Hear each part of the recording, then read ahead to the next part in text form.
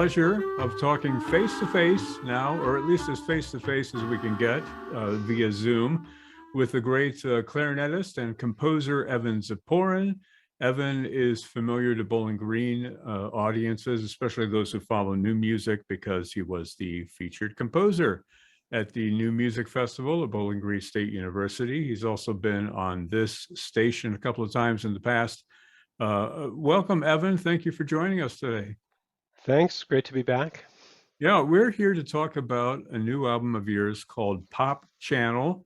And, you know, there's a little bit of a clue in the title. Also, the fact that there's like an Andy Warhol kind of print of you playing the clarinet on the front. And you haven't done a clarinet album in a while. And this is all you, all clarinets. Like, this is a one-man band kind of situation. Tell us what the CD is about and what's on it and who's playing on it. Well, you already named the whole band, which is me. So yeah, this is a bunch of pop tunes from my life.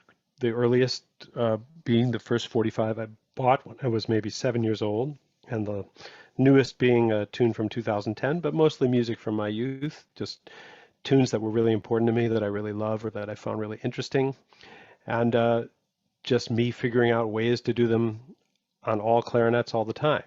So it ranges from solo tracks. There's one track that's just like one bass clarinet, and there's other tracks that have literally, dozens and dozens of overdubs.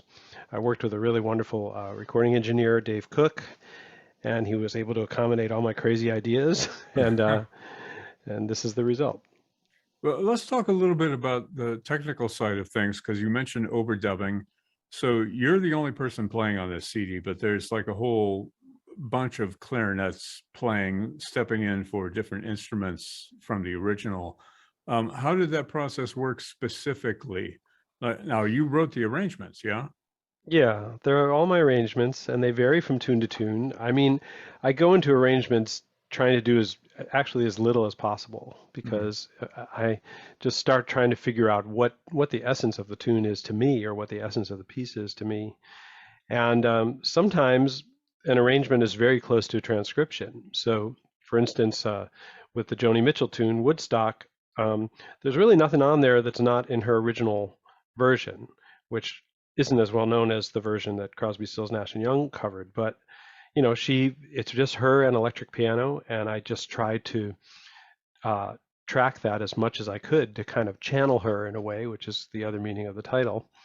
And then other tracks are a lot more complicated, because there's a reason they weren't played on clarinet to begin with. So you have to figure out what you're going to do if you don't have drums, or if you don't have a bass player, or just if you don't have the power or energy or presence of the original in some way. And so there are some that go really far afield, and some that take a middle ground, and others where there's a certain aspect of the original that I kind of want to bring out. And it's a great way to both just be with this music that's really important to me, and also just kind of stretch out creatively and see what one can do with that limitation. Yeah, you talk about trying to portray, the song as it was written originally, and then you also talk about some little, shooting far afield of that. I'm wondering, were you ever like tempted as a composer, because you have, a long sheet of compositions to your credit?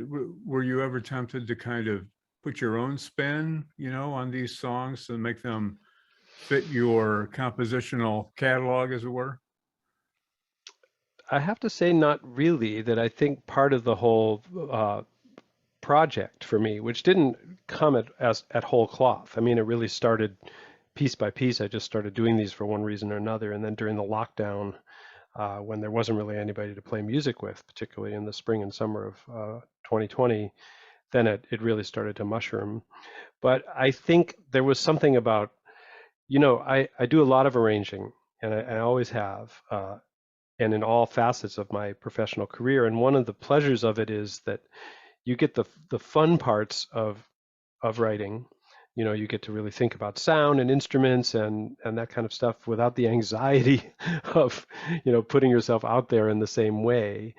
And I think for me, this was a way to kind of let go of that for a while. And oddly, what happens is that your own personality, at least for me, comes through kind of in the cracks. So like if you take the Hendrix tune that I do, which is his Woodstock Improvisation, I decided I wanted that to be a solo track because Hendrix is so much about solo virtuosity.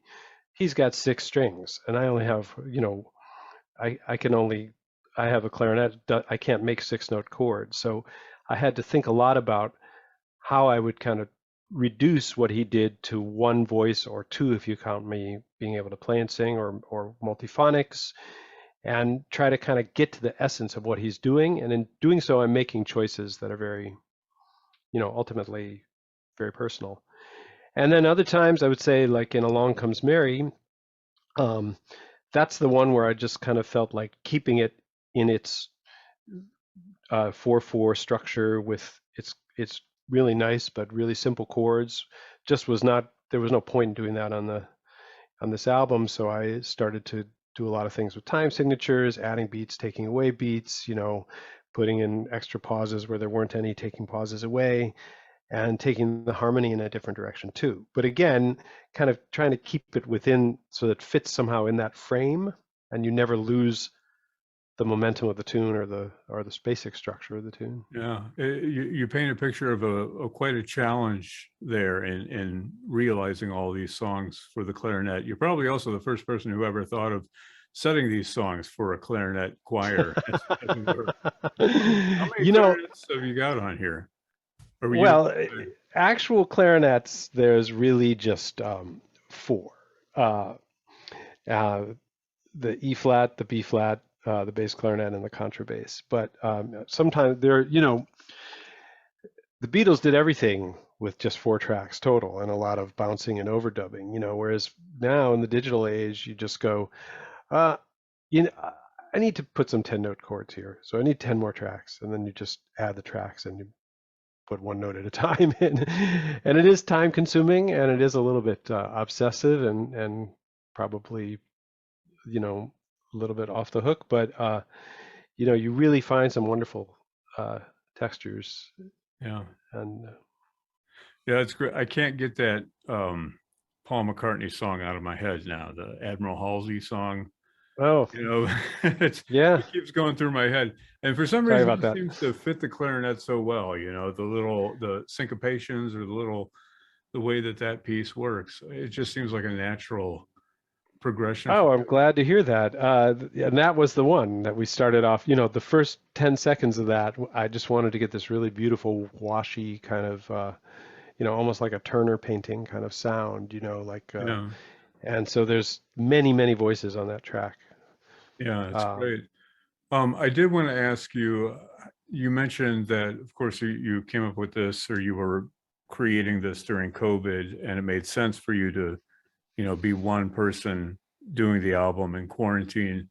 How did you technically record this? Talking about the overdubs, did you do it at a mic at home and send it to somebody, or? No, in this case, no. I did that with some of the demos, but basically, Dave Cook, who was my engineer, he has a tiny little studio in Saugerties, New York, and I'm here in Boston. It's a 3-hour drive, and I would just make a bunch of arrangements, and I'd drive out there on the lonely Mass Pike in the middle of the pandemic, kind of show up. We'd wave to each other as I walked by him with my mask on into the control room, and we'd spend 8 or 10 hours recording, and do some listening, do a little mixing, and then I would drive back, and somewhere along the drive he would send me a text saying, okay, I've just posted the rough mixes on a website, and I'd listen to him as I drive home, send him some notes, do some fixes on my end, he would do some fixes on his, and then I'd go back out. So it was like a sort of like correspondence chess, only getting together in real life. I mean, it added to me. There's a nostalgia now, even as I think about making the record now. That's basically driving, through the Berkshires, hearing what I worked on that day and figuring out where to take it next. Yeah. Now, a lot of people know you as a composer. A lot of people know you as a clarinetist. A lot of people know you as both. And I mentioned at the beginning that this is your first solo clarinet album in a while. Um, what are you doing as far as being a performer these days? Are you getting back in front of audiences? Are you doing any kind of performing of this? Yeah, I'm starting to, I got to say, it's a lot easier doing solo performances, getting solo performances, and not having them be canceled because one member of your group tests positive than doing things with groups. So I premiered it at Big Ears Festival, which is fairly near you guys down in Knoxville, Tennessee, a few weeks ago, and I'm doing it at the Clarinet Convention in late June, and then out at the Berkeley Art Museum in July. So, and then I'm taking it to Europe a couple places in the fall. So, starting to get back out there, and also starting to do performance with ensembles. I'm really excited because actually, for the next month and a half, the thing I'm going to be playing most in front of other people is the Mozart Clarinet Quintet, which I'm doing which I haven't done in an even longer time than I haven't made a solo record. Yeah. But there's a really wonderful Boston group called the Sheffield Ensemble, which just plays locally, and they asked me if I wanted to do this, and I was like, that actually sounds great. And How long what a has it nice way been? to get back into. Since How- I actually performed the Mozart Quintet, yeah. I don't know, man, 40 years at least. Yeah. I don't think of you as a Mozartian, but I really No, well, want to hear it now that you say, say well, the way they convinced me was they said, "Oh, we'll do. How about if we?" They know how to get to a composer. The way to get to a composer's heart is through their music. So, I have this little piece called "Be In," which is for string quartet and bass clarinet. And they said, we want to perform B in. We want to do it in a bunch of performances around Boston. I said, that's great. And they said, and as long as you're doing that with us, can you also do the Mozart Quintet? So, but I love that music, and it really does take me right back to, I mean, when you're a clarinetist, there aren't too many composers before the late 19th century that were really, you yeah. can literally count them on one hand. And most of that hand is Mozart. You've got Yeah. him, you've got Weber, and Well, and the clarinetists that, inspired those composers like Anton Stadler and what have you. I mean, it seems to be when an instrument is fairly new that it's wrapped up in like a great performer on that instrument. So, yeah. yeah. Oh, yeah. Well, and I mean, they're beautiful to play, and they give me a chance to play the A clarinet, which I does not appear on this record. But Yeah. so I'm excited about that. My gamelan is kicking back up. I have a performance with them this weekend. I was going to And ask about that. Yeah. Yeah. yeah, well, a lot of things just got shut down. The main thing I was doing, I mean, I was I was out there at Bowling Green. That seems like a different world, right? And that was fall of 2019. It was just at the Yeah. edge of the before time, and it seemed so easy to just walk into a room with people and make music. And Yeah. but then everything, I was touring around with my Bowie project, which was basically with an 18-piece orchestra and my advisor, and uh, there's not much talk of that right now because it's too much of a lift to kind of think about doing large projects like that with all the things that Yeah. could go wrong. Well, We'll get back to it. do you have other projects similar to this album of Pop Channel, in the pipeline coming down the road? Yeah, it's funny you should mention that. Well, so another thing that happened more recently was that the Philip Glass organization unearthed a 50-plus-year-old piece of his for three clarinets from 1968. And I was really lucky. They asked me if I would take a look at it and if I'd record it and perform it. So that's about to be released, and I'm about to start performing that. And it turns out to be a super cool piece, really both unexpected and very much Glass. Right before he wrote Music in Fifths and all the great pieces of 1969. So that's called Best Out of Three. So I'm doing that, and I'm also really excited because I and I don't know why it took me so long to do this, but I finally thought I should commission Terry Riley for a multi-track clarinet piece.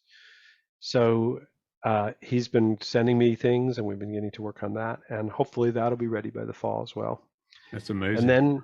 then Pop Channel Volume 2. All the songs that got left behind from the first album. Yeah, right. Yeah, well, I mean, you've got a really kind of eclectic grouping of songs here. I mean, obviously, they all come from a certain generational, aesthetic, but there's a lot of stuff that's different on here. And what strikes me with your performances or with your arrangements is that you make them sound different, with each recording, even though you're using the same kind of instruments. I imagine that was, that's due partly to your playing, but also to the arrangements. Yeah, I mean, like I said, it started off piecemeal, and I wasn't really thinking in terms of, it was just more, I wonder what Ride Captain Ride would sound like on a bunch of clarinets. But then I guess it's true that I wanted each one to feel really, really different. Although, like I said, I kind of try to let these things emerge from the material itself, and sometimes I can hear something and I go, oh man, that would work so great on clarinet, and I have a really quick sense of how I want to do it. And other times it's more a feeling that somehow I need to kind of spend time just for myself personally, because I don't think the world really cares one way or the other. But like I just need to dig into this material, and I'm going to find a way to do it. Yeah. Which of these tracks did you spend the most time figuring out? Because it seems almost like a puzzle, this process of arranging these pieces. I mean, which one, I don't want to say was the most challenging, but I mean, which one took the most thought and energy from you? I guess the first one that comes to mind is probably one of the more obscure tunes on the record, which is "That's the Way of the World," which is one of the 2 Earth, Wind and Fire tracks. Because that's it's a very sincere, emotional song with a slow soul funk groove, and there's all sorts of ways in which you could just totally go wrong with that, trying to, so that had several false starts. I mean, in terms of the arranging, like I tried various approaches and I just would kind of get somewhere into it and go, nope, it's not that. And then I finally kind of came up with an approach that I liked, but I also have to say that with that one, I spent a lot of time really thinking about and listening closely to the original, and particularly to the contours of the vocal melodies. And so it's a combination of just a lot of really rethinking the backing tracks in a way that would make sense on a bunch of clarinets, as opposed to, like the best soul funk band in the history of the planet. But then also trying to kind of honor the really distinctive ways those vocals work. Yeah. And I kind of went a little method on it, like I read Maurice White's autobiography, kind of listened to every tune that he mentioned, like everything he would say, like that he listened to when he was 10 years old, 15 years old, 20 years old, just really tried to get as much of wrap my head around that as I could. Wow. And we're the beneficiaries of all that work you put together. Oh, well, you're kind to say that. The album is called Pop Channel, music from various pop luminaries on here. I don't know how you describe them, if there's a word that describes all of them, because there's such a big mix of folks on here. But if people want to check this out, you have it on your website or you have it online somewhere? Yeah, it's on the easiest is you can find it on Spotify and Apple Music, all those places. It's on Bandcamp also, just Evan Ziporyn Bandcamp, you'll find it. Okay. And you can get to it through my website too. Okay. But it's everywhere you can listen to music. You can find this. Yeah, absolutely. So, Evan Ziporyn, thanks for spending some time with us. We look forward to having you back here someday in thanks, Bowling Brad. Green. Maybe Great you'll to play be back. clarinet for us. I would love that. That'd be fantastic. All right. Take care. You too.